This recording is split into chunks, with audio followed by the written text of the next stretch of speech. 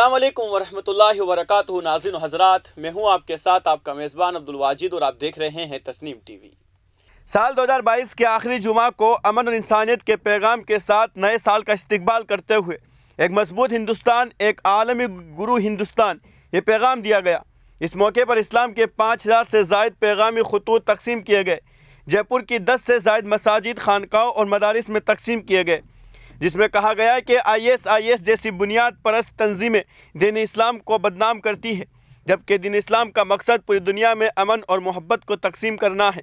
आज पूरी दुनिया एक दूसरे की दुश्मन है। ऐसे में हमारा हिंदुस्तान जो एक जमहूरी मुल्क है, आइन से चलता है, हमारा किसी दूसरे मुल्क से दुश्मनी, तासुब या दुश्मनी नहीं है। हमें ये पैगाम देना है दीन इस्लाम के ज़रिए पूरी दुनिया में। राष्ट्रीय मुस्लिम महासभा की अपील पर इस्लाम के पैगाम को सब ने सराहा और हम नए साल में भी ऐसी कोशिशें करेंगे। आने वाला नया साल मुबारक और मोहब्बतों से भरा हो। हमारे मुल्क और अहले वतन के लिए मंशियात से पाक, खौफ से पाक, दहशतगर्दी से पाक, साफ़ सुथरा और तालीम याफ्ता हिंदुस्तान हमारा अज़्म होना चाहिए। तो फिलहाल की खबरों में इतना ही। मुल्क और गैर मुल्क की तमाम बड़ी खबरें जानने के लिए देखते रहिए तस्नीम टीवी। आपके मेज़बान अब्दुल वाजिद के साथ। अल्लाह हाफिज़। लर्निंग में पेज मनी लर्निंग